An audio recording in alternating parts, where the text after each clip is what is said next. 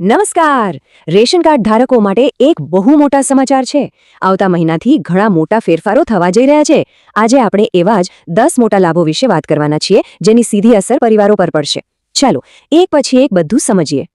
હા, તમે બરાબર સાંભળ્યું. 1-2 નહીં પણ પૂરા 10 મોટા લાભો. આ કોઈ નાની સૂની જાહેરાત નથી. આ તો એક આખું પેકેજ છે જેમાં ઘરના બજેટથી માંડીને ભવિષ્યની સુરક્ષા સુધી બધું જ આવી જાય છે. તો હવે મનમાં સવાલ થાય કે આખીરે આ લાભો છે કયા, અને એનાથી પણ મોટો સવાલ કે કોને કોને આ લાભ મળશે. ચાલો આ બધા જ સવાલોના જવાબ આપણે એક પછી એક મેળવીએ. સૌથી પહેલાં આપણે એવા લાભોની વાત કરીએ જેની સીધી અસર આપણા ઘરના રસોડા પર અને રોજિંદા ખર્ચ પર પડવાની છે. એટલે કે જે મૂળભૂત જરૂરિયાતો છે એમાં કેવી રીતે મદદ મળશે. તો જુઓ, આ ભાગમાં આપણે 4 મુખ્ય વસ્તુઓ પર વાત કરીશું. એક તો મફત અનાજ, જે ફરીથી શરૂ થઈ રહ્યું છે. બીજું મફત ખાદ્ય તેલ, પછી ખાંડ અને દાળ પર જે સબસિડી મળવાની છે એ, અને છેલ્લે ગેસ સિલિન્ડર પર કેવી રીતે મોટી બચત થશે એના પર. અને આ રહ્યા સૌથી મોટા અને સારા સમાચાર. જે મફત ઘઉં અને ચોખાનું વિતરણ થોડા સમયથી બંધ હતું એ હવે આવતા મહિનાથી ફરીથી શરૂ થવા જઈ રહ્યું છે. આનો સીધો મતલબ એ છે કે મહિનાના કરિયાણાના ખર્ચમાં સીધો ઘટાડો થશે. અને વાત અહીં જ અટકતી નથી. અનાજ સિવાય પણ ખાંડ અને દાળ જેવી રોજબરોજની વસ્તુઓ પણ હવે સસ્તી મળશે. કારણ કે એના પર સરકાર ખાસ સબસિડી આપવાની છે. એટલે સમજી લો કે રસોડાનું બજેટ હવે થોડું હળવું થશે. હવે આવીએ ગેસ સિલિન્ડર પર. જે ગેસનો બાટલો આપણે દર મહિને ભરાવીએ છીએ એના પર હવે લગભગ 300 રૂપિયાની સીધી સબસિડી મળશે. આ ખરેખર એક મોટી બચત છે જેની અસર દર મહિને જોવા મળશે. તો આ તો થઈ રોજિંદી જરૂરિયાતોની વાત. પણ આ યોજનાઓ અહીં પૂરી નથી થતી. હવે આપણે એવા લાભો પર નજર કરીશું જે પરિવારોને માત્ર રાહત જ નહીં પણ આર્થિક રીતે પગભર થવામાં અને નવી તકો ઊભી કરવામાં પણ મદદ કરશે. આ વિભાગનો મુખ્ય હેતુ છે સશક્તિકરણ. આપણે 3 બાબતો જોઈશું. 1. મહિલાઓને કેવી રીતે મફત સિલાઈ મશીન મળશે. બીજું, વિદ્યાર્થીઓને ભણવા માટે શિષ્યવૃત્તિ કેવી રીતે મળશે. અને ત્રીજું, જેઓ રોજગાર શોધી રહ્યા છે એમને માટે કેવી તકો ઊભી થશે. ખાસ કરીને મહિલા સશક્તિકરણ માટે એક બહુ મોટું પગલું લેવાયું છે. અહીં સ્ક્રીન પર દેખાતી 3 અલગ અલગ સરકારી યોજનાઓ છે.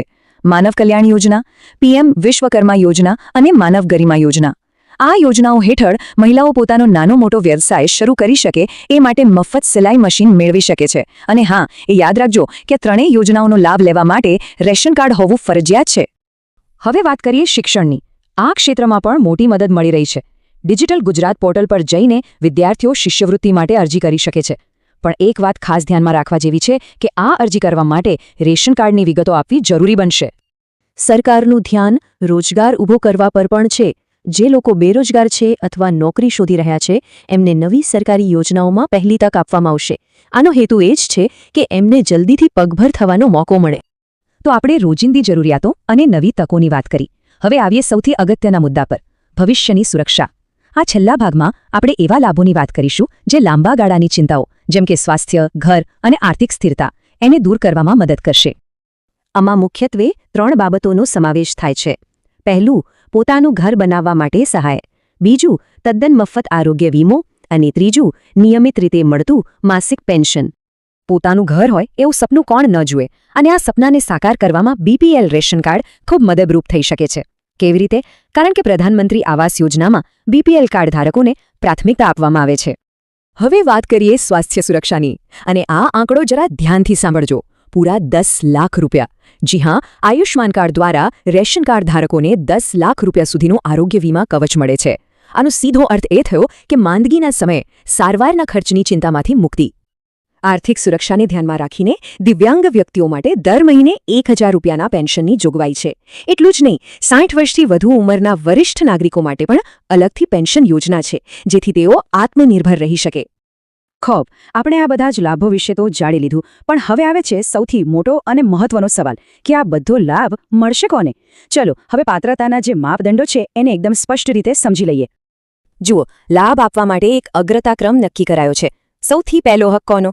તો કે આર્થિક રીતે નબળા પરિવારોનો.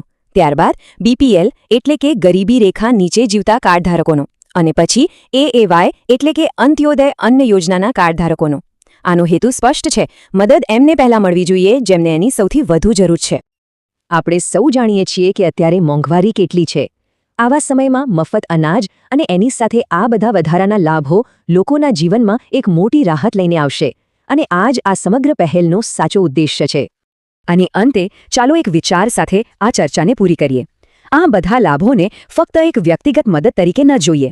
જરા એ રીતે વિચારો કે જ્યારે એક પરિવાર આર્થિક રીતે મજબૂત બને ત્યારે આ બધા લાભો ભેગા મળીને આપણા આખા સમાજને કેટલો મજબૂત અને સશક્ત બનાવી શકે છે.